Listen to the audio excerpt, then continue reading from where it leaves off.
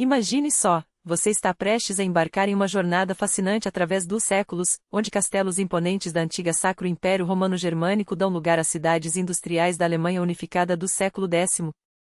Mas aqui vai uma revelação surpreendente: esse império que tanto admiramos não era sagrado, nem romano, nem sequer uma verdadeira unidade política nos moldes modernos. Era, na verdade, uma das construções políticas mais paradoxais da história europeia, um organismo milenar que o filósofo francês Voltaire ironizou como nem sagrado, nem romano, nem império. E, no entanto, foi exatamente esse estranho conglomerado de terras que se tornou o berço da Alemanha contemporânea. Como um povo que falava a mesma língua permaneceu dividido em centenas de pequenos reinos por mais de 1000 anos? Como um território no coração da Europa pôde existir sem fronteiras definidas, sem um governo centralizado e até mesmo sem leis uniformes? E o mais intrigante, como foi que essa colcha de retalhos de cidades, principados e bispados deu origem a uma das nações mais poderosas do mundo moderno? A história da Alemanha não é apenas um registro de batalhas e tratados. É uma narrativa épica sobre como a língua e a cultura podem unir pessoas mais profundamente do que qualquer fronteira política.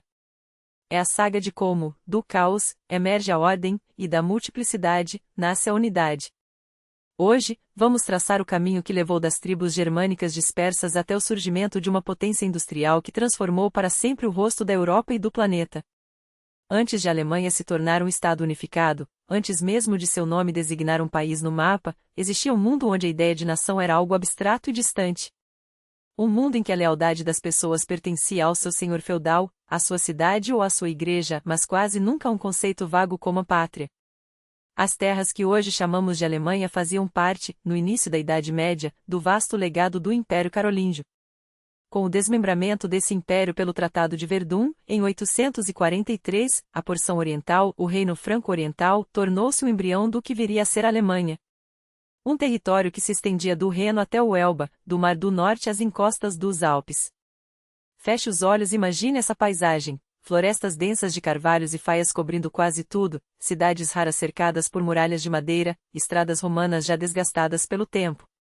Camponeses arando a terra com instrumentos rudimentares, mosteiros guardando os últimos vestígios do saber antigo, e guerrilheiros aristocratas cujos castelos ainda eram modestas fortalezas de madeira erguidas sobre colinas artificiais. O ar estava impregnado pelo cheiro de fumaça das lareiras, de madeira recém-cortada e de terra úmida. Pela manhã, a névoa encobria os pequenos povoados às margens dos rios, enquanto o badalar dos sinos das igrejas marcava o ritmo da vida, chamando os fiéis à oração. O latim ainda era a língua dos eruditos, mas no cotidiano ecoavam dialetos germânicos tão distintos que um bavariano mal entendia um saxônio. Contrariando o estereótipo dos germânicos como meros guerreiros bárbaros, eles eram também hábeis artesãos, criadores de joias sofisticadas, mestres na trabalhando a madeira e o osso. Sua poesia e suas sagas épicas, transmitidas oralmente de geração em geração, mais tarde dariam origem à canção dos Nibelungos, um dos grandes épicos da literatura alemã. A organização política dessas terras era radicalmente diferente dos estados modernos. O poder estava fragmentado entre inúmeros senhores locais, duques que governavam antigos ducados tribais como Saxonia, Franconia, Suábia, Baviera e Lotaríngia. Esses líderes reconheciam nominalmente a autoridade do rei, mas, na prática, agiam como soberanos independentes. Era o nascimento de um sistema que os historiadores chamariam de feudalismo, embora os próprios homens da época nem sequer usassem esse termo. A sociedade girava em torno de laços pessoais e obrigações mútuas. O rei doava terras a seus vassalos leais, que, por sua vez, repartiam esses domínios entre seus próprios vassalos, e assim por diante, numa cadeia descendente de fidelidade. Foi nessa teia complexa de relações pessoais que se esconde uma das razões para a futura fragmentação alemã. Enquanto na França ou na Inglaterra os reis conseguiram centralizar o poder, os monarcas germânicos foram obrigados a negociar constantemente com seus vassalos poderosos, cedendo privilégios em troca de apoio. Outro fator crucial foi a ausência de fronteiras naturais a leste. Diferentemente da França, protegida pelos Pirineus, pelos Alpes e pelos mares, as terras germânicas orientais estavam expostas a migrações e expansões. Isso trazia tanto oportunidades quanto ameaças. Os governantes podiam expandir seus domínios para o leste, mas também precisavam se defender constantemente de invasões. É importante entender que, naquela época, a própria ideia de a Alemanha ainda não existia como a conhecemos. As pessoas se identificavam primeiro com sua tribo ou região, como saxões, bávaros ou suábios, não como alemães. Gradualmente, o termo Regnum Teutonicorum, Reino dos Teutonicos, passou a ser usado para designar as terras franco-orientais, mas uma identidade nacional comum demoraria séculos para se formar. Tudo mudou em 919, quando um evento marcou o destino desses territórios para sempre. Com o fim da dinastia carolíngia, a nobreza germânica elegeu Henrique I, o Passarinheiro, duque da Saxonia, como seu novo rei. Foi o primeiro monarca que não pertencia à linhagem de Carlos Magno, um símbolo do nascimento de uma nova era, a de uma germanidade independente do legado franco. Seu filho, Otão I, deu um passo ainda mais ousado. Ao derrotar os húngaros na Batalha de Lechelde, em 955, ele não só protegeu as fronteiras orientais como ganhou tanto prestígio que pôde reclamar para si o título imperial. Em 962, o Papa coroou o imperador, dando origem ao que mais tarde seria chamado de Sacro Império Romano-Germânico. Essa coroação teve consequências profundas.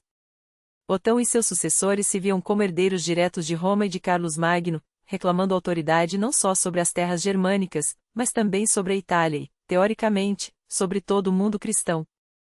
Essa ambição de um império universal moldou a política externa dos governantes germânicos por séculos e foi também uma das razões pelas quais eles nunca conseguiram construir um Estado nacional centralizado.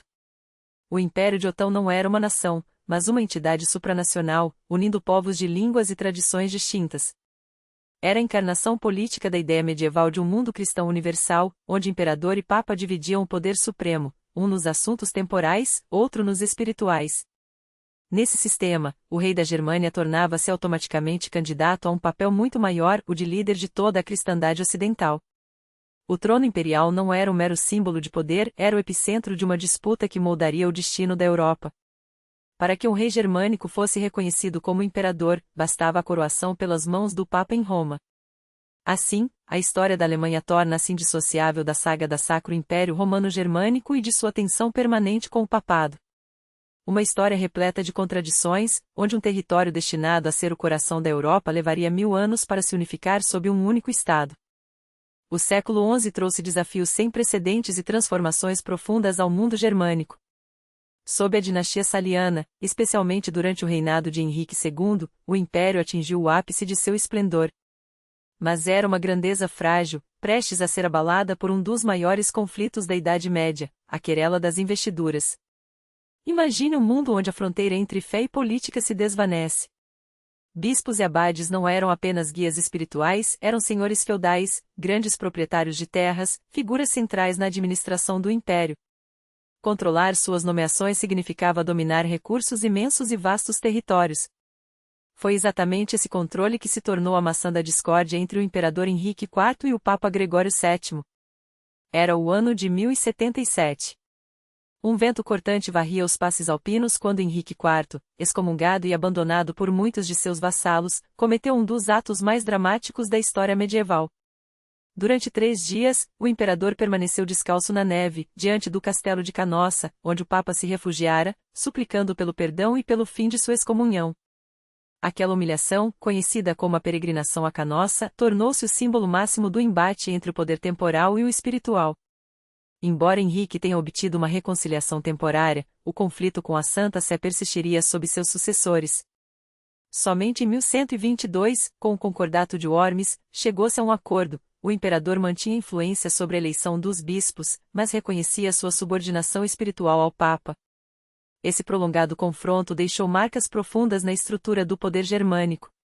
Para garantir o apoio dos príncipes em sua luta contra Roma, os imperadores foram obrigados a fazer concessões que os nobres souberam explorar para consolidar sua autonomia. Assim, plantou-se a semente da fragmentação feudal que marcaria as terras germanas por séculos. A situação complicou-se ainda mais em 1125, com o fim da dinastia Saliana. Os príncipes germânicos elegeram primeiro Lotário da Saxonia e, depois, Conrado III da Casa de Hohenzollern, estabelecendo um precedente crucial: a coroa alemã deixava de ser hereditária para tornar-se eleitoral. Os príncipes eleitores, os Kurfürsten, transformaram-se em uma casta à parte, cujo poder em seus domínios tornava-se praticamente absoluto. Enquanto isso, nas terras germânicas, uma revolução silenciosa transformava o cotidiano. O século XII foi uma era de expansão econômica e demográfica, florestas eram derrubadas, pântanos drenados, novas aldeias e cidades brotavam como cogumelos após a chuva. A colonização das terras orientais, habitadas por eslavos, estendia as fronteiras do mundo germânico.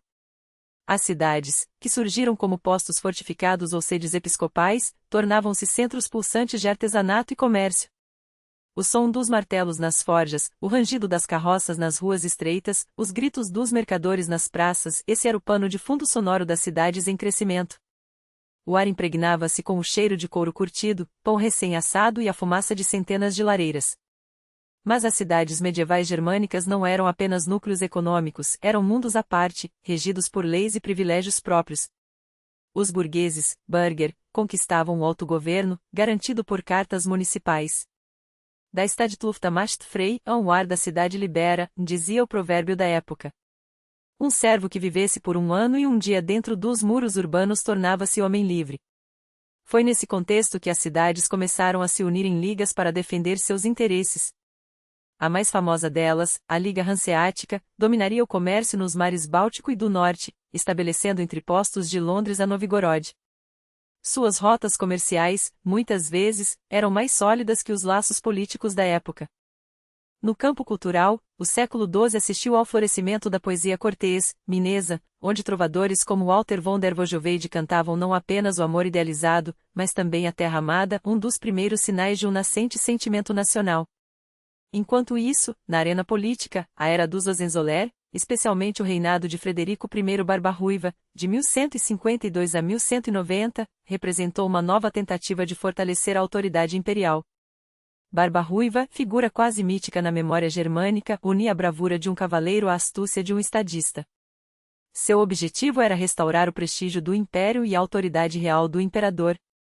Sua política, no entanto, era dupla. Na Itália, buscava impor um controle direto, desencadeando longos conflitos com as cidades lombardas e o papado. Na Alemanha, agia com mais flexibilidade, procurando atrair e não submeter os príncipes, especialmente os eclesiásticos, que poderiam ser pilares de seu poder. Um dos momentos mais dramáticos de seu governo foi a destruição de Milão em 1162. Imagine a fumaça subindo sobre os muros de uma cidade outrora próspera, o estalar das chamas devorando casas e igrejas, os lamentos dos habitantes que perdiam tudo. Era uma demonstração de força imperial, mas também a prova de sua fragilidade.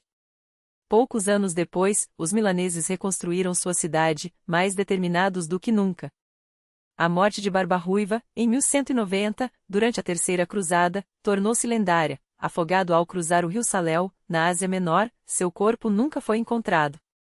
Nasceu então o mito de que ele não morreu, mas dormia na montanha de Kyffhäuser, pronto para despertar na hora da maior necessidade da Alemanha. Seu filho, Henrique VI, brevemente unificou a Alemanha e o Reino da Sicília, criando um império que se estendia do centro ao sul da Europa. Mas sua morte prematura e a menoridade de seu herdeiro, Frederico II, mergulharam o reino em nova crise. A disputa pelo trono entre Filipe da Suábia e Otto de Brunswick, na qual o Papa Inocêncio III interveio ativamente, enfraqueceu ainda mais a autoridade central. Os príncipes, apoiando ora um, ora outro pretendente, extraíram novas concessões. Em 1212, o futuro imperador Frederico II emitiu a Bula de Ouro de Eger, concedendo amplos direitos aos príncipes eclesiásticos em seus domínios. Quando Frederico II finalmente consolidou seu poder, seu foco recaiu sobre a Itália e a Sicília, deixando a Alemanha sob o governo de seu filho, Henrique VII. O resultado? Uma descentralização ainda maior. Os príncipes ganharam um poder quase ilimitado em suas terras, enquanto o imperador tornava-se, cada vez mais, uma figura nominal, um símbolo sem substância. Uma ironia da história. Frederico II, o homem que seus contemporâneos chamavam de Stupor Mundi, o espanto do mundo, por sua erudição e talento multifacetado, foi justamente quem acelerou o declínio do poder imperial na Alemanha. Enquanto se dedicava à construção de um estado centralizado na Sicília, ele abandonou os príncipes germânicos à própria sorte. Em 1235, na Dieta de Worms, Frederico sancionou um estatuto que consagrou, em lei, a autonomia principesca. O direito de cunhar moeda, erguer fortalezas, cobrar pedágios e julgar seus súditos, tudo isso foi formalmente concedido. Não era mais uma fragmentação de fato, mas uma fragmentação de jure, a feudalização da Alemanha ganhava status legal. Era a era do fortalecimento das dinastias regionais. Os Wettin na Saxonia, os Wittelsbachers na Baviera, os Ascani em Brandemburgo, cada uma delas expandia seus domínios, construía castelos inexpugnáveis, fundava cidades e patrocinava mosteiros. Seus conflitos e alianças teciam a trama política do império. Enquanto isso, a expansão germânica para o leste, o Drang nach Osten, seguia implacável. Colonos alemães avançavam além do Elba, levando consigo técnicas agrícolas superiores, ofícios especializados e a cultura urbana. A Ordem Teutônica, originalmente criada para proteger peregrinos na Terra Santa, voltou seus olhos para as terras pagãs dos prussianos, iniciando uma conquista que mesclava guerra e conversão forçada. Foi também uma era de grandiosidade arquitetônica. Por toda a Alemanha, erguiam-se catedrais góticas, símbolos de uma fé que ambicionava tocar o céu.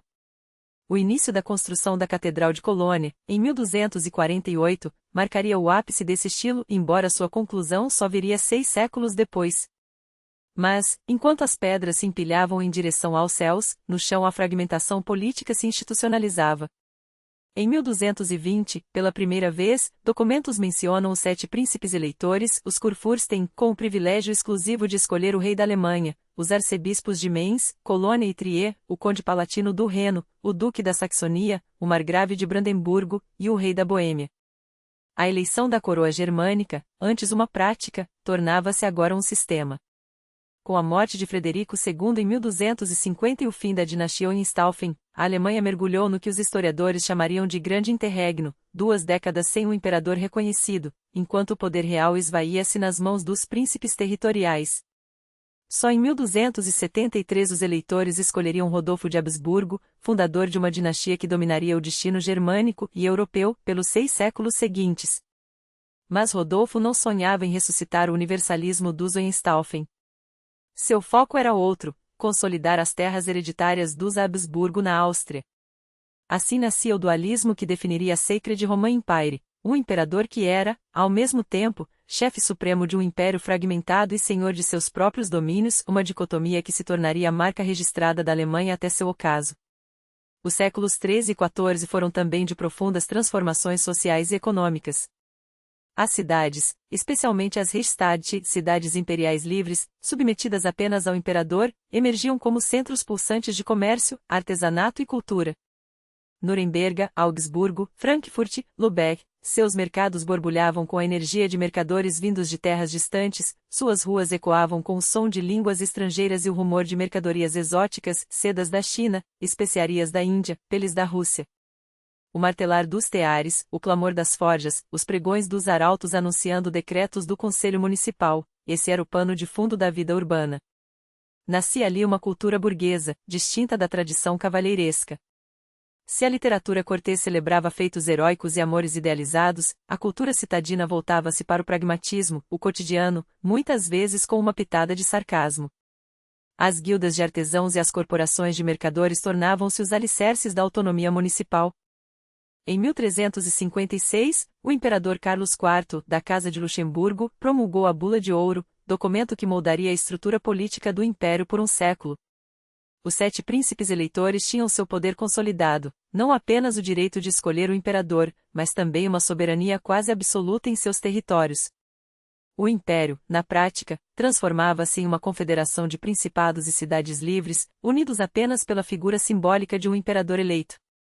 Carlos IV, aliás, fez de Praga, capital do Reino da Boêmia, o centro de seu poder.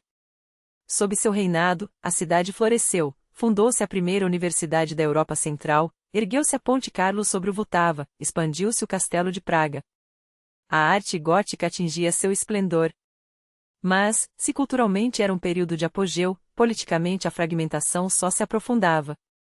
O império tornará-se um mosaico de territórios com status jurídicos díspares, além dos eleitorados, havia ducados, principados eclesiásticos, cidades imperiais, feudos de cavaleiros livres e até vilarejos diretamente subordinados ao imperador. Essa descentralização, no entanto, tinha seu lado virtuoso. Na ausência de um poder central opressor, florescia um pluralismo cultural e econômico sem paralelos. Cada príncipe ambicionava tornar sua corte um farol de erudição. Fundavam-se universidades, atraíam-se artistas, patrocinavam-se obras monumentais. Em vez de uma única capital dominante, multiplicavam-se os centros de excelência. Mas o século XIV reservaria um dos maiores flagelos da história, a peste negra. Entre 1348 e 1350, a epidemia de peste bubônica ceifou cerca de um terço da população europeia. As cidades, com sua densidade e condições sanitárias precárias, foram as mais atingidas. Imagine o cenário: ruas obstruídas por cadáveres que não havia quem enterrasse, o cheiro de carne em putrefação misturado à fumaça das fogueiras onde se queimavam os mortos, procissões de flagelantes, fanáticos religiosos que se açoitavam em público, clamando por misericórdia divina, o medo paralisante que transformava vizinhos em suspeitos, e suspeitos em bodes expiatórios, especialmente os judeus, acusados de envenenar poços. As consequências foram profundas. A escassez de mão de obra após a devastação demográfica deu aos sobreviventes um poder de barganha inédito. Senhores feudais, desesperados para manter seus domínios produtivos, foram obrigados a oferecer condições melhores aos camponeses. Nas cidades, os salários dos artesãos e jornaleiros dispararam. No final do século XIV, com o esgotamento da dinastia Luxemburgo, a coroa imperial passou aos Habsburgo, que, com breves interrupções, a manteriam até o crepúsculo do Sacro Império, em 1806. Sua era coincidiu com o despertar do Renascimento e do humanismo na Alemanha. E então veio a invenção que mudaria tudo, a imprensa de tipos móveis de Johannes Gutenberg. A invenção da imprensa de tipos móveis, no meio do século XV, revolucionou a disseminação do conhecimento como nenhuma outra tecnologia antes dela. Livros, outrora acessíveis apenas a uma elite de clérigos e nobres, tornaram-se patrimônio de um público cada vez mais amplo: mercadores, artesãos, estudantes e até camponeses alfabetizados.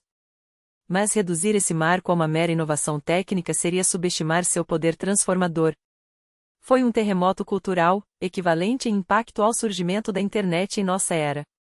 A página impressa deixou de ser um objeto de luxo para se tornar uma arma de mudança, um veículo que democratizou ideias, desafiou dogmas e reescreveu o destino de nações. Sem Gutenberg, a reforma jamais teria ganhado a velocidade e a força que abalou os alicerces da Europa. Imagine o ruído ritmado das prensas nas oficinas de Mogunçia, Estrasburgo e Nuremberg, o cheiro acre da tinta fresca secando sobre folhas de papel, as pilhas ordenadas de panfletos recém-impressos empilhadas nas bancas dos mercados. Essas sensações, tão novas quanto eletrizantes, inundaram as cidades alemãs, carregando consigo um vento de ideias perigosas, a dúvida sistemática sobre autoridades seculares e eclesiásticas, a redescoberta apaixonada dos clássicos gregos e romanos, e, acima de tudo, um anseio obsessivo por retornar às fontes originais da fé cristã, livres das camadas de tradição acumuladas pelos séculos. O final do século XV e o início do XVI foram anos de contrastes explosivos na sociedade germânica. De um lado, uma era de ouro econômica irradiava dos centros urbanos do sul, Augsburgo e Nuremberg brilhavam como faróis do progresso, onde casas comerciais como os Fugger e os Welser teciam uma rede de comércio e crédito que dominava a Europa. Albrecht Dürer, com seu gênio incansável, gravava em metal e madeira imagens que imortalizariam os espíritos da época. Humanistas como Johannes Reuchlin e Ulrich von Hutten disseminavam ideais educacionais revolucionários, sonhando com uma Alemanha iluminada pela razão e pela eloquência. Do outro lado dessa medalha reluzente, porém, fermentava um descontentamento profundo. Nos campos, os camponeses sufocavam sob o peso de obrigações feudais cada vez mais opressivas, enquanto viam seus direitos ancestrais, o uso comum das florestas, dos pastos, dos rios, serem cerceados por senhores ávidos por maximizar lucros. Nas cidades, a ira do povo se voltava contra o patriarcado urbano, uma casta fechada de famílias abastadas que monopolizava o poder político e econômico, como se a prosperidade fosse um privilégio de sangue. Mas foi a Igreja que se tornou o alvo mais inflamável da fúria coletiva. A venda descarada de indulgências, a ostentação obscena de riquezas por bispos e abades, a corrupção moral que graçava entre o clero, tudo isso transformava o sagrado em mercadoria e a fé em transação. Essa atmosfera de pólvora seca só precisava de uma faísca.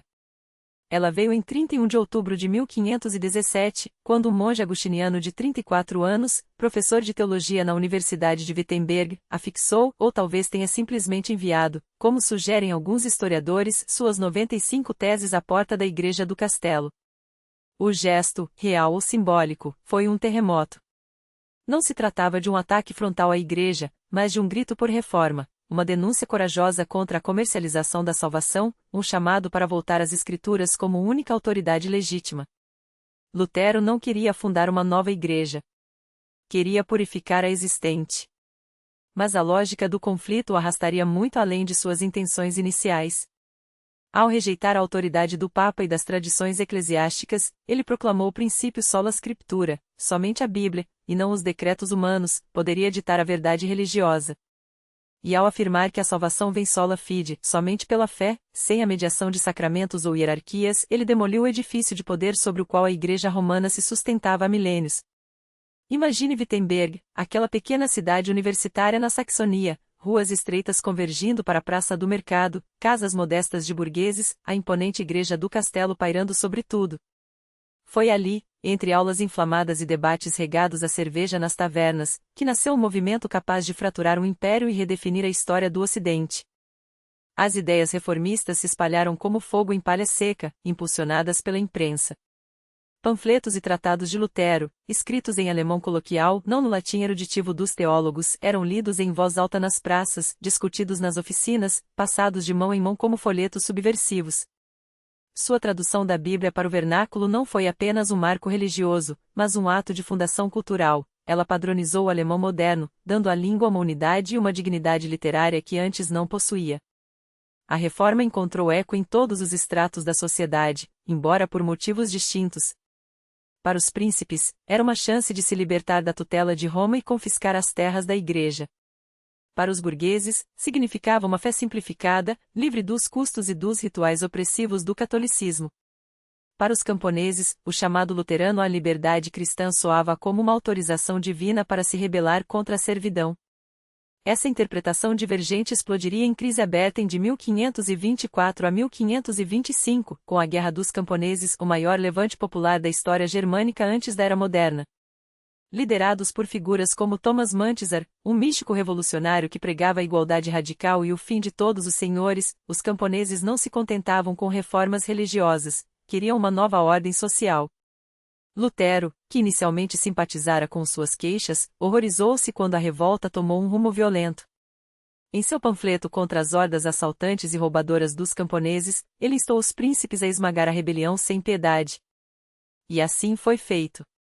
Cerca de 100.000 camponeses foram massacrados em uma repressão brutal, revelando a fratura irreparável dentro do próprio movimento reformista. De um lado, radicais como os anabatistas exigiam não apenas uma reforma espiritual, mas uma revolução social e política.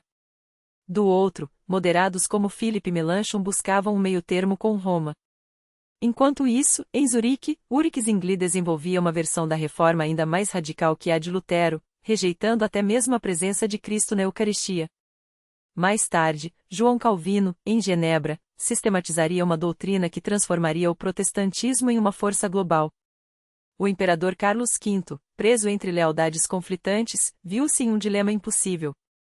Como defensor da fé católica, deveria esmagar a heresia luterana. Mas como governante de um império fragmentado, não podia se dar ao luxo de alienar os príncipes protestantes, cujos exércitos e recursos eram essenciais para suas guerras contra a França e os otomanos. Após décadas de tensão, em 1555 foi selada a Paz de Augsburgo, um acordo frágil que estabelecia o princípio cuius regio, eius religio, a religião de cada território seria determinada por seu príncipe, e os súditos dissidentes teriam o direito de emigrar. Era um compromisso que adiou a guerra, mas não a evitou. O calvinismo, em ascensão nas regiões ocidentais do Império, ficou de fora do acordo. As terras da Igreja secularizadas pelos príncipes protestantes seguiram sendo uma ferida aberta. E, acima de tudo, a fratura religiosa aprofundou a balcanização política da Alemanha. Estados protestantes e católicos formaram alianças rivais, muitas vezes apoiadas por potências estrangeiras, transformando o Sacro Império em um tabuleiro de xadrez europeu. Quando o século XVI chegou ao fim, a tensão atingira seu limite. Disputas por terras eclesiásticas, pelo direito de protestantes erguerem igrejas em regiões católicas, pelo status das cidades imperiais de confissão mista multiplicavam-se como pestes. Ambos os lados armaram-se, a Liga Católica, liderada pelos Habsburgo, e a União Protestante, apoiada por potências como a Holanda e a Inglaterra. A faísca que incendiaria esse barril de pólvora viria da Boêmia. Em 1618, um gesto teatral, a defenestração de Praga, quando nobres protestantes atiraram pela janela 2 representantes do imperador, acendeu a mecha de uma rebelião que, em poucos anos, se transformaria na mais devastadora guerra que a Europa já conhecera. O conflito que se desdobraria na Guerra dos 30 Anos não foi apenas uma disputa religiosa, foi o abismo que engoliu uma geração. Em 3 décadas de devastação, a Alemanha conheceria um nível de destruição só comparável às guerras mundiais do século XX. O que começou como um embate entre católicos e protestantes dentro do Sacro Império rapidamente se metamorfoseou em um turbilhão internacional, arrastando quase todas as potências europeias para seu vórtice de violência. A França, apesar de sua fachada católica, financiou e armou os protestantes alemães contra os Habsburgo, movida pelo cálculo frio de enfraquecer seu maior rival. A Suécia, sob o manto da defesa da fé reformada, marchou sobre a Alemanha com um exército disciplinado, mas seus olhos estavam fixos nas riquezas do Báltico. E enquanto os generais traçavam estratégias em mapas, o povo alemão afundava no inferno. Imagine as terras germânicas naquele tempo, um palco de horrores sem fim. Exércitos mercenários espanhóis, suecos, imperiais, franceses cruzavam cidades e vilarejos como enxames de gafanhotos, deixando atrás de si apenas cinzas. Soldados famintos, sem soldo há meses, sobreviviam saqueando celeiros, estuprando mulheres, queimando colheitas. Campos antes férteis transformavam-se em desertos de ossos. O comércio paralisava. Oficinas de artesãos fechavam suas portas para sempre.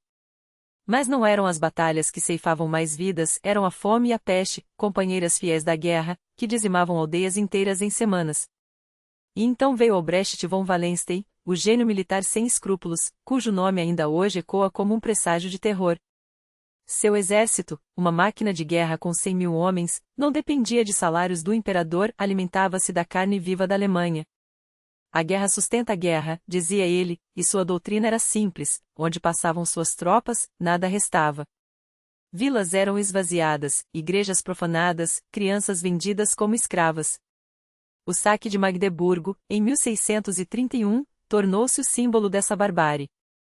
Uma cidade próspera, joia do comércio hanseático, foi reduzida a ruínas em poucos dias. 20.000 almas, 2/3 de sua população, foram massacradas nas chamas ou pelas lâminas dos soldados imperiais. Os sobreviventes chamaram aquele dia de Amboda de Magdeburgo, um sarcasmo amargo para uma tragédia que mancharia a história com tinta indelével. Após 2 décadas de carnificina, nenhum lado conseguia impor uma vitória decisiva.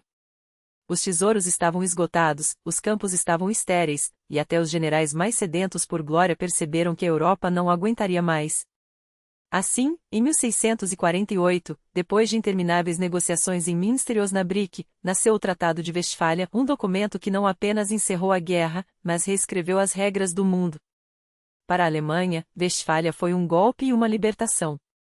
O Sacro Império, já frágil, tornou-se uma confederação de sombras, os príncipes ganharam o direito de forjar alianças estrangeiras, desde que não ameaçassem o imperador, o calvinismo foi reconhecido ao lado do luteranismo e do catolicismo, e territórios inteiros, como a Suíça e as Províncias Unidas, romperam seus últimos laços com o império. As fronteiras foram redesenhadas com sangue, a França anexou a Alsácia, a Suécia levou partes da Pomerânia, e o Brandemburgo emergiu como uma potência, plantando as sementes da futura Prússia. Mas o custo humano foi apocalíptico. Entre 20% e 40% da população alemã desapareceu, uma hemorragia demográfica sem paralelos. Cidades que levavam séculos para serem construídas foram apagadas em dias. O comércio desmoronou. A fome persistiu por décadas. Gerações inteiras nasceram e morreram em meio à miséria, antes que a economia voltasse aos níveis pré-guerra. Politicamente, o império nunca mais se recuperou. A autoridade central do imperador tornou-se uma farsa, enquanto os príncipes, agora senhores absolutos em seus domínios, transformavam a Alemanha em um mosaico de mini-estados soberanos. O historiador Samuel Pufendorf chamou de a um corpo monstruoso, irregular e disforme, a uma união de membros que se moviam em direções opostas, unidos apenas pelo nome. E no entanto, nas cinzas da destruição, novos gigantes começaram a surgir. O Brandemburgo-Prússia, sob o grande eleitor Frederico Guilherme, ergueu-se como a fênix desse caos. Ele forjou um exército profissional, reformou a administração, atraiu imigrantes para repovoar terras devastadas e teceu alianças com uma astúcia que faria inveja a Maquiavel. Ao seu lado, os Habsburgo austríacos consolidaram seu poder sobre a Áustria, Boêmia e partes da Hungria, mantendo o título imperial como última relíquia de uma glória passada. Assim nasceu o dualismo alemão, Prússia e Áustria, duas potências rivais, cada uma puxando a Alemanha em uma direção. Esse conflito silencioso moldaria o destino germânico pelos próximos 2 séculos até que, finalmente, a questão seria resolvida não com diplomas, mas com canhões e sangue. O século XVIII, porém, traria uma nova máscara para o poder absoluto, o despotismo esclarecido. Inspirados por Luís XIV, os príncipes alemães ergueram palácios barrocos que desafiavam os céus, Sonnenschönbrunn em Viena, Sanssouci em Potsdam, a residência de Würzburg, onde a opulência disfarçava a opressão. Entre espelhos dourados e jardins geométricos, a nobreza dançava valsa enquanto o campesinato definhava sob impostos esmagadores. Alguns governantes, como os landgraves de Hesse, chegavam ao cúmulo de alugar seus súditos como soldados para guerras alheias. Os famosos hessianos em que lutaram pela Grã-Bretanha na Revolução Americana não eram mercenários, eram homens arrancados de suas terras e vendidos como gado. Mas nem todos os príncipes eram tiranos frívolos. Frederico II da Prússia, o rei filósofo, encarnou o ideal do déspota esclarecido, um monarca que governava como o primeiro servo do Estado. Sob seu cetro, a Prússia tornou-se uma máquina de guerra e progresso. Ele aboliu a tortura judicial, promoveu a tolerância religiosa, fundou escolas e academias, e escreveu tratados filosóficos enquanto comandava exércitos. Frederico não era um santo, suas guerras de conquista, como a tomada da Silésia da Áustria, provam isso, mas sob seu reinado, a Prússia emergiu como uma potência europeia de primeiro escalão, pavimentando o caminho para a unificação alemã que viria no século seguinte. E enquanto a política e a guerra reescreviam os mapas, a cultura alemã florescia nas sombras da destruição. O século XVIII seria a era em que a Alemanha, mesmo fragmentada, daria ao mundo algumas de suas maiores mentes, de Bach a Beethoven, de Leibniz a Kant. Mas essa é outra história. Uma história que começa onde a guerra termina, na resiliência de um povo que, contra todas as probabilidades, se recusou a desaparecer. Mas foi justamente nesse solo fértil de contradições, entre a opulência intelectual e a miséria material, entre o esplendor dos salões e a servidão nos campos, que a Alemanha do século XVIII forjou sua identidade mais duradoura. Enquanto a França exportava revoluções e a Inglaterra, fábricas, os estados alemães exportavam ideias. E não qualquer ideia, mas aquelas que redefiniriam o próprio conceito de humanidade. Imagine o cenário. Em Königsberg, Immanuel Kant, com sua rotina quase monástica, desmontava os alicerces do conhecimento humano com a mesma precisão com que um relojoeiro ajusta as engrenagens de um mecanismo perfeito. Sua crítica da razão pura não era apenas um livro, era uma bomba-relógio filosófica, cujo estampido ecoaria por séculos.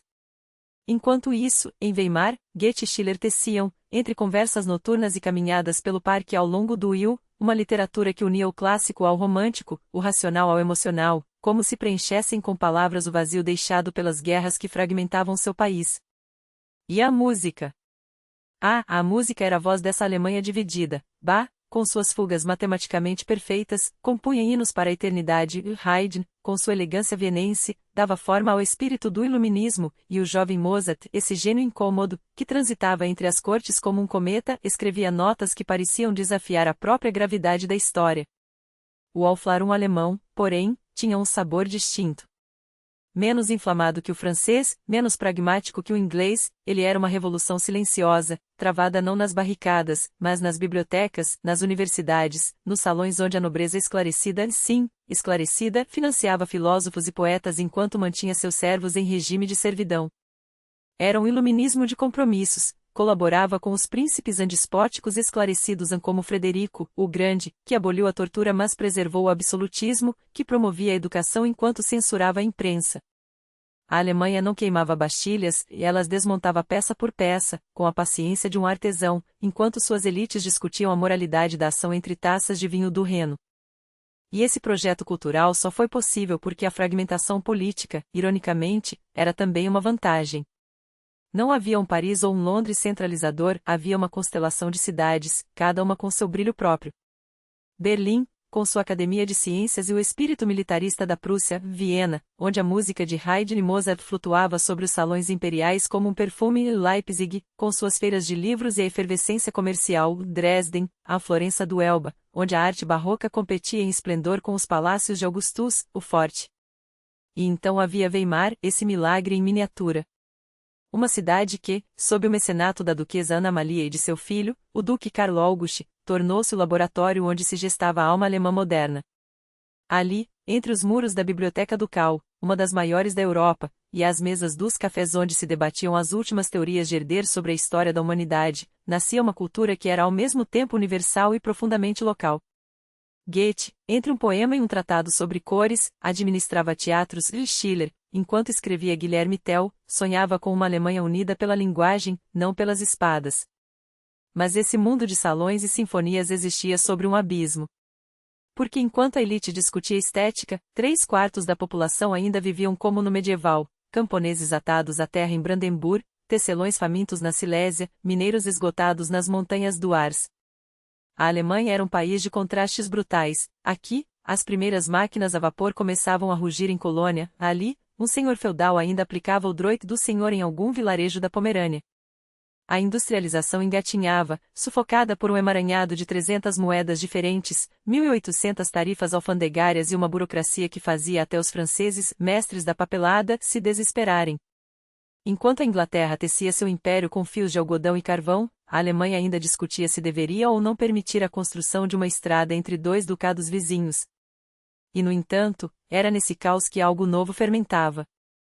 Nas oficinas de Saxonia, onde artesãos aperfeiçoavam técnicas de porcelana que rivalizavam com a China, nos altos fornos da Renânia, onde o carvão começava a substituir a lenha, nas universidades, onde jovens como o estudante Hegel plantavam a árvores da liberdade em homenagem à Revolução Francesa, enquanto seus professores ainda juravam lealdade a príncipes que colecionavam soldadinhos de chumbo. A Alemanha do século XVIII era como um vulcão adormecido. Por baixo da crosta de tradições e títulos nobiliárquicos, a lava do futuro já circula, quente e inevitável. Até que, em 1789, o mundo tremeu. Não foi um terremoto, mas algo ainda mais poderoso, uma ideia cruzando o Reno. A notícia da queda da Bastilha chegou aos estados alemães como um raio, eletrizando uns, aterrorizando outros. Kant, aos 65 anos, seguia com fascínio os desdobramentos em Paris, como se visse sua filosofia ganhar vida nas ruas. Schiller, o revolucionário de gabinete, foi nomeado cidadão honorário da República Francesa. Até Hegel, então um seminarista em Tübingen, plantou uma árvore da liberdade no pátio da universidade, entre risos e brindes. Uma nova época da história mundial começa agora, declarou ele aos amigos. E estava certo, embora não da maneira que imaginava. Porque a revolução, como todo fogo, queima descontroladamente. O que começou como um grito por liberdade logo se transformou em guilhotinas, em exércitos marchando sobre a Europa, em um general corso que, em poucos anos, reescreveria o mapa alemão com sangue e decretos. Quando Napoleão esmagou os prussianos em Jena e Auerstedt, em 1806, não foi apenas um exército que foi derrotado, foi um mundo. O Sacro Império Romano-Germânico, essa relíquia de 8 séculos, desabou como um castelo de cartas. Franza II, último imperador, depois a coroa sem cerimônia, como se tirasse um chapéu velho. E de repente, os 300 estados, ducados e principados que compunham a Alemanha foram reduzidos a 39, reorganizados à força sob o Reichsbund, uma criação napoleônica. As terras da igreja foram secularizadas, os pequenos senhores feudais, varridos do tabuleiro, e os mapas, redesenhados com a caneta de um conquistador. Para os alemães, foi um golpe duplo, uma humilhação nacional e, ao mesmo tempo, um despertar. Porque Napoleão, sem querer, fez o que séculos de guerras e tratados não tinham conseguido, ele simplificou a Alemanha. Ao destruir o velho sistema, abriu espaço para algo novo. Mas a que preço? As indenizações de guerra sangravam as economias, os jovens eram recrutados à força para os exércitos franceses, e a cada decreto de Paris, crescia o ressentimento. O que começou como admiração pelos ideais revolucionários, liberdade, igualdade, fraternidade, logo se transformou em ódio ao ocupante. E foi nesse caldeirão de vergonha e raiva que, pela primeira vez, muitos alemães começaram a se perguntar: e se fossemos uma nação? Não prussianos, bávaros ou saxões, mas alemães. A semente estava plantada. Restava esperar a tempestade. A ocupação napoleônica não se resumia à opressão. Com sua mão de ferro, Bonaparte arrastava os jovens alemães para os campos de batalha, mas, paradoxalmente, também varria os escombros do antigo regime. As reformas francesas, impostas pela espada, mas absorvidas pela necessidade, demoliram as barreiras feudais que há séculos fragmentavam as terras germânicas. Nos territórios diretamente anexados ou sob influência francesa, o Código Napoleão substituía privilégios medievais por leis iguais para todos. A liberdade de comércio florescia onde antes reinavam as corporações de ofício. E o mais irônico, muitas dessas mudanças sobreviveriam à queda do próprio Napoleão. Imagine a cena, uma cidade renana no início do século XIX. Funcionários franceses, em seus uniformes azuis com botões dourados, ditam decretos em um idioma estranho. Tribunais aplicam um código jurídico que ignora títulos nobiliárquicos. Burgueses alemães, com seus casacos sóbrios, debruçam-se sobre gramáticas francesas, tentando decifrar os novos editais. Nas ruas, patrulhas de grognards marcham ao lado de recrutas germânicas enviadas para morrer em Waterloo ou Borodino. Era um mundo em que o passado e o futuro colidiam, o Sacro Império desmoronava, mas das suas ruínas surgia algo novo, não por escolha, mas por imposição. E foi nesse caos que, pela primeira vez, muitos começaram a se ver não como súditos de um duque ou príncipe, mas como parte de algo maior, uma nação humilhada, mas despertando. O verdadeiro legado das guerras napoleônicas, porém, não estava nas leis ou nas estradas que os franceses construíram. Estava no veneno e no antídoto que inocularam no sangue germânico. A vergonha da ocupação e a euforia da resistência forjaram uma identidade comum onde antes havia apenas lealdades locais. E nenhum lugar sentiu isso com mais intensidade do que a Prússia, esmagada em Iena e Auerstedt, reduzida à metade de seu território e obrigada a alimentar os soldados que a subjugavam. Foi nesse abismo que nasceram as reformas que mudariam tudo. Baron von Stein e Karl Hardenberg, dois homens com visões distintas mas complementares, entenderam que a sobrevivência da Prússia e talvez da própria ideia de uma Alemanha dependia de uma revolução interna. Aboliram a servidão, que há séculos acorrentava camponeses à terra. Extinguiram os privilégios hereditários que reservavam profissões a castas imutáveis. Criaram um sistema de autogoverno urbano, onde burgueses podiam decidir seu próprio destino. Mas foi no exército que a transformação foi mais radical. Scharnhorst e Gneisenau, dois gênios militares, demoliram o modelo aristocrático das forças armadas. No lugar de exércitos de mercenários ou nobres diletantes, surgiu um sistema de serviço obrigatório, onde o talento, não o sobrenome, determinava a patente. Oficiais eram treinados não apenas para obedecer, mas para pensar. Soldados, antes tratados como carne de canhão, passaram a ser vistos como cidadãos em armas. O resultado? Uma máquina de guerra que, em poucos anos, se tornaria a mais temida da Europa. Enquanto os ministros reformavam o Estado, nas universidades e nas tabernas fermentava a revolução das ideias. Johann Gottlieb Fichte, com sua voz trovejante, pregava desde a Cátedra de Berlim que a nação alemã não era um acidente geográfico, mas uma missão espiritual. Schleiermacher unia fé e pátria em sermões inflamados. Poetas como Arndt e Claes transformavam a resistência à França em épica sagrada. Estudantes fundavam sociedades secretas, como a Tugendbund, a Liga da Virtude, onde juravam libertar a pátria ou morrer tentando. E no centro desse furacão intelectual estava a Universidade de Berlim, fundada em 1810 por Wilhelm von Humboldt. Seu modelo, radical para a época, unia ensino e pesquisa, formando não apenas funcionários, mas cidadãos. Ali, entre aulas de filosofia e debates acalorados, nascia o cérebro do futuro império. Quando, em 1813, a notícia da derrota napoleônica na Rússia chegou a Berlim, foi como um raio em céu sereno. O rei Frederico Guilherme III, até então hesitante, finalmente cedeu à pressão popular. Seu chamado às armas, Allmeinwohl, não foi apenas um decreto, foi o estupim. Fazendeiros abandonaram seus arados, artesãos fecharam suas oficinas, estudantes trocaram livros por fuzis. Mulheres doavam joias para financiar a guerra.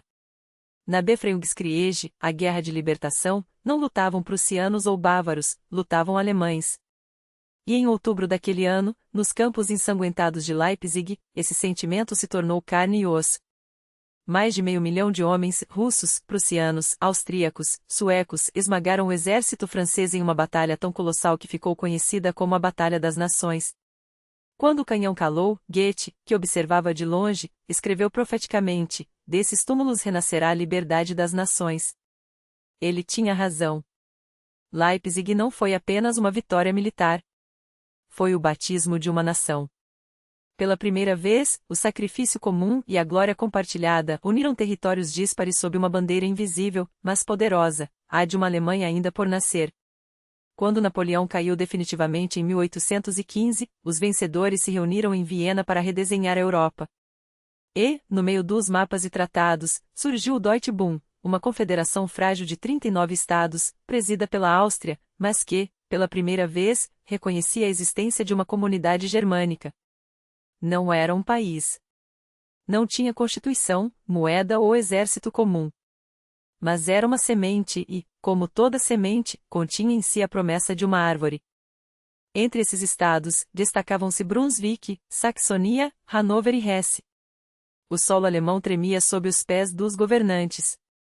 Revoltas populares irrompiam como chamas inesperadas, forçando concessões. Constituições foram outorgadas, direitos políticos ampliaram-se, mas sempre dentro de limites calculados, sem abalar as estruturas do poder. O verdadeiro terremoto, porém, vinha de outro lugar, do coração da nação, que batia cada vez mais forte. Em 1840, a ameaça de guerra com a França pelo Oriente Médio inflamou os espíritos como nunca. De repente, o rei Vachachied, o canto da guarda do Reno, ecoava pelas tabernas e praças, enquanto os versos inflamados de Nicolaus Becker em O Reno alemão transformavam um rio em símbolo sagrado. Não eram apenas palavras, eram o grito de um povo que, pela primeira vez, se reconhecia como um só. A ideia de uma Alemanha unida deixará de ser sonho de poetas para se tornar demanda urgente. E então veio 1848, o ano em que a Europa ardeu. A revolução que varreu Paris cruzou o Reno como um vendaval, ateando fogo às capitais germânicas. Em março, Berlim e Viena tremeram sob os pés de multidões que exigiam não apenas pão, mas dignidade. Barricadas ergueram-se nas ruas, monarcas recuaram, promessas foram feitas, governos liberais, constituições, o fim da censura, a expansão das liberdades. Pela primeira vez, o povo alemão viu-se donos de seu destino, ou assim parecia. O ápice desse momento foi o Frankfurt Nationalversammlung, a Assembleia Nacional de Frankfurt, o primeiro parlamento verdadeiramente alemão, eleito por sufrágio masculino, ainda que indireto, reunido na Igreja de São Paulo para decidir o futuro da nação. Imagine a cena, as ruas de Frankfurt cobertas por bandeiras negras, vermelhas e douradas, as cores da unidade e da liberdade, enquanto dentro do templo transformado em plenário, vozes ardentes debatiam se a Alemanha nasceria como república ou monarquia, se abarcaria a Áustria ou se limitaria aos territórios de língua germânica. Jornais multiplicavam-se, clubes políticos fervilhavam em cafés e cervejarias, e cada palavra pronunciada ali ecoava como um tiroteio no ar da história. Mas a esperança esbarrou na realidade. A Assembleia elaborou uma constituição, escolheu o Klein-Deutsche-Lösung, a solução pequena alemã, que excluía a Áustria mas unia os estados sob liderança prussiana e, em março de 1849, ofereceu a coroa imperial a Frederico Guilherme IV da Prússia. O rei, porém, olhando para aquela coroa forjada pelas mãos do povo, cuspiu sobre ela: "Não aceitarei uma coroa tirada do lodo e da lama", declarou com desdém. Foi o golpe fatal. Sem o apoio prussiano, a revolução desmoronou. Até o verão de 1849, os exércitos da reação haviam esmagado os últimos redutos de resistência em Baden e no Palatinado. Revolucionários fugiram para a Suíça, a França, os Estados Unidos. Parecia o fim. Mas as revoluções, mesmo derrotadas, deixam sementes. A ideia da Alemanha unida já não poderia ser erradicada. A Prússia, embora conservadora, concedeu uma constituição limitada, mas que abria espaço para a representação popular. As últimas amarras feudais sobre os camponeses foram quebradas. E, acima de tudo, ficou claro que a unidade não viria pelas ruas, mas pelos salões do poder, não pela revolução, mas pela diplomacia e pela guerra. Os anos 1850 foram uma era de sombra, a Reaktionszeit, a era da reação, em que os governos sufocaram os ideais liberais e nacionais. Mas enquanto os políticos reprimiam, a economia avançava. A Prússia, em particular, transformava-se. O Ruhr tornava-se o coração industrial da Europa, as ferrovias cortavam o continente como veias de aço, bancos e sociedades anônimas brotavam como cogumelos após a chuva. E, no centro desse turbilhão, uma rivalidade mortal crescia, Áustria versus Prússia. A derrota austríaca na Guerra da Crimeia, 1859, contra França e Piemonte, que lhe custou a Lombardia, deixou Viena sedenta por compensação e onde buscar senão na Alemanha. Mas a Prússia, economicamente mais forte e politicamente ambiciosa, já mirava o trono germânico. Em 1861, Guilherme I subiu ao trono prussiano com um único objetivo: fortalecer o exército. Quando o parlamento liberal recusou-se a aprovar a reforma militar, o rei jogou sua última carta, nomeou Otto von Bismarck primeiro-ministro. E assim começou o jogo do mestre. Bismarck era um enigma, um junqueiro conservador, aristocrata até a medula, mas um pragmático sem escrúpulos. As grandes questões de nosso tempo não serão resolvidas por discursos e resoluções de maioria, mas por ferro e sangue, declarou ao parlamento, ignorando suas objeções e impulsionando a reforma militar à revelia. Reorganizou o exército prussiano até torná-lo a máquina de guerra mais letal da Europa. Enquanto isso, tecia sua teia diplomática, isolou a Áustria, garantiu a neutralidade da França, e preparou o tabuleiro para o primeiro movimento. Veio a Guerra dos Ducados, 1864, quando Prússia e Áustria uniram forças para arrancar Schleswig e Holstein da Dinamarca. Mas a aliança duraria pouco. Bismarck, com a astúcia de um jogador de xadrez, garantiu o apoio da Itália e a neutralidade francesa, então provocou a Áustria. Em junho de 1866, eclodiu a Guerra Austro-Prussiana, a Bruderkrieg, a guerra entre irmãos. Apesar de a maioria dos estados germânicos ter se aliado a Viena, a Prússia esmagou-os em Königgrätz, Sadova, na Boêmia, com uma velocidade e eficiência que chocaram a Europa. O Tratado de Praga selou o destino: a Áustria foi expulsa dos assuntos alemães para sempre. No seu lugar, nasceu o North German Confederation, a Confederação da Alemanha do Norte, uma união federal sob hegemonia prussiana. Guilherme I tornou-se seu presidente, Bismarck, seu chanceler. Os estados do Sul, Baviera, Württemberg, Baden, permaneceram independentes, mas atados à Prússia por alianças militares. Hanover, Nassau, Frankfurt e Hesse-Kassel foram simplesmente anexados. A constituição do novo Estado, redigida por Bismarck, era um primor de engenharia política, um Bundeherr, Conselho Federal, representando os governos locais e um Reichstag eleito por sufrágio universal masculino, suficiente para dar legitimidade, mas não o bastante para ameaçar o poder real. A França observava tudo isso com horror. Napoleão III via surgir em suas fronteiras um gigante adormecido, prestes a despertar. Bismarck, por sua vez, sabia que o último ato ainda estava por vir: uma guerra contra a França não apenas unificaria os estados do Sul aos do Norte, como cimentaria a Alemanha como potência incontestável. E para isso, precisava de um casus belli perfeito. Foi então que, com a precisão de um cirurgião, ele manipulou um telegrama diplomático, a Depecha de Eins, transformando uma questão menor em um ultrajante insulto à França. Napoleão III, humilhado e pressionado pela opinião pública, declarou guerra. A armadilha estava armada. A Alemanha, finalmente, nasceria no fogo. A declaração de guerra em julho de 1870 acendeu a faísca que transformaria a Europa para sempre. Os estados do sul da Alemanha, Baviera, Baden, Württemberg e Hesse-Darmstadt, ligados a Berlim por alianças militares secretas, não hesitaram, uniram-se à Prússia em um movimento que selaria seu destino comum. O que se seguiu não foi uma campanha, mas uma blitzkrieg antes do tempo. Os exércitos alemães, disciplinados até a obsessão e comandados por generais como Helmut von Moltke, esmagaram as forças francesas em batalhas relâmpago, Wissembourg, Worth, Sedan. Esta última tornou-se o túmulo do Segundo Império Francês. Em 2 de setembro, Napoleão III, o homem que um dia sonhara dominar a Europa, rendia-se com 100.000 soldados em um cerco humilhante. A notícia chegou a Berlim como um raio.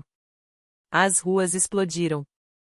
Sinos repicavam em cada torre, bandeiras preto-branco-vermelhas, as cores da nova nação, ondulavam sobre multidões eufóricas que cantavam Die Wacht-den-Rhein. Não era apenas Berlim, Munique, Dresden, Hamburgo, Stuttgart, em cada cidade alemã, o mesmo delírio coletivo. Pela primeira vez em séculos, o povo alemão sentia sua unidade, não como um conceito abstrato, mas como carne e sangue. A França ainda resistia a Paris, cercada, lutava com unhas e dentes, enquanto novas divisões eram levantadas no sul, mas isso já não importava. O futuro havia sido escrito em Sedan. E então, veio o ato final, 18 de janeiro de 1871. O Salão dos Espelhos de Versalhes, símbolo do absolutismo francês, testemunharia a maior ironia da história. Ali, onde Luís XIV outrora exibirá seu poder, agora um homem de barba branca, vestido em uniforme militar com uma águia prussiana no peito, seria coroado não como rei, mas como Kaiser, imperador de uma Alemanha unificada. Wilhelm, o velho guerreiro, ergueu-se sobre um estrado improvisado, cercado pelos príncipes alemães que, um a um, ajoelhavam-se para prestar juramento. Ao seu lado, o príncipe herdeiro Friedrich e o jovem Wilhelm, cujo reinado futuro levaria a nação a glórias e abismos. E lá estava ele, Otto von Bismarck, o arquiteto de tudo, vestido no uniforme azul escuro dos Cuirassieri, lendo a proclamação com voz firme. Wir, Wilhelm, von Gottes Gnaden Deutscher Kaiser, nós, Guilherme, pela graça de Deus, imperador alemão. Era o triunfo da Realpolitik. Não por discursos, não por revoluções românticas, mas por sangue, aço e uma diplomacia implacável. A Alemanha nascia não como um sonho de poetas, mas como uma máquina de guerra e indústria, forjada no cadinho de Sedan e Versalhes. A nova Constituição, uma versão ampliada da Confederação da Alemanha do Norte, consagrava uma federação sob domínio prussiano, 25 estados, 4 reinos, Prússia, Baviera, Saxonia, Württemberg, e uma terra imperial arrancada da França, a Alsácia-Lorena, ferida aberta que sangraria por décadas. O rei Shasta, eleito por sufrágio masculino, tinha poderes limitados, o verdadeiro poder estava nas mãos do Kaiser e de seu chanceler, responsável apenas perante a coroa. Era uma monarquia constitucional no nome, uma ditadura disfarçada na prática. E no entanto, funcionava. Porque a Alemanha de 1871 não era uma nação homogênea, mas um mosaico de tradições, o catolicismo bávara, o protestantismo prussiano, os dialetos que variavam de aldeia para aldeia, os Junkers aristocratas e os burgueses industriais de Ruhr. O milagre, ou a tragédia, era que, apesar de tudo, ela existia. Os intelectuais de 1848 sonhavam com uma Alemanha livre e unida, Bismarck lhes deu uma Alemanha unida, mas não necessariamente livre. A burguesia enriquecia, mas não governava. Os trabalhadores, cada vez mais numerosos nas fábricas, começavam a organizar-se em sindicatos e partidos socialistas, semente de futuras convulsões. E a nobreza prussiana, com seus uniformes e seus latifúndios, ainda ditava os destinos do país. Mas a história não se resume a estruturas de poder. A Alemanha unificada tornou-se, em poucas décadas, o motor da Europa. Sua ciência, com nomes como Max Planck e Robert Koch, redefiniu os limites do conhecimento. Sua indústria, alimentada pelo carvão do Ruhr e pelo aço da Silésia, superou a britânica. Suas universidades, de Heidelberg a Berlim, atraíam mentes brilhantes de todo o mundo. E sua cultura, de Wagner a Nietzsche, de Thomas Mann aos expressionistas, refletia uma nação em ebulição, dividida entre o orgulho por seu novo lugar no mundo e o medo do que esse lugar poderia custar. Porque havia um preço. A Alsácia-Lorena era uma bomba relógio. A rivalidade com a França, humilhada e sedenta por revanche, envenenaria a política europeia. O militarismo prussiano, agora estendido a toda a nação, criava uma cultura de obediência cega e culto à força. E o próprio sucesso econômico gerava tensões, uma Alemanha demasiado poderosa para a Grã-Bretanha, demasiado ambiciosa para a Rússia, demasiado jovem para saber parar. Assim, o caminho que começou com Carlos Magno, passou pelas cidades hanseáticas, pela Reforma, pela Guerra dos 30 Anos e pelas Guerras Napoleônicas, chegava a este ponto, uma nação finalmente unida, mas carregando em seu DNA as sementes de seu próprio colapso. Porque a Alemanha de 1871 era, acima de tudo, uma obra inacabada. Uma nação que havia encontrado sua forma, mas ainda buscava sua alma. E essa busca, através de 2 guerras mundiais, de uma divisão dolorosa e de uma reunificação improvável, moldaria não apenas seu destino, mas o do mundo inteiro. Hoje, quando olhamos para a Alemanha, uma democracia estável, uma potência econômica pacífica no coração da União Europeia, é difícil imaginar o sangue derramado, as decisões cruéis, os sonhos e pesadelos que a trouxeram até aqui. Mas é exatamente essa jornada, com suas glórias e horrores, que nos ensina a lição mais preciosa: as nações não nascem por acaso. Elas são tecidas com fios de ambição e medo, de genialidade e loucura, de sacrifícios e erros. A Alemanha é prova de que a história não é um caminho reto, mas um labirinto, e que, às vezes, os atalhos mais sombrios levam aos destinos mais surpreendentes. E você? O que vê quando olha para trás nesse espelho da história? Uma advertência? Um exemplo? Ou simplesmente a confirmação de que, no fim das contas, somos todos herdeiros e construtores do que vieram antes de nós?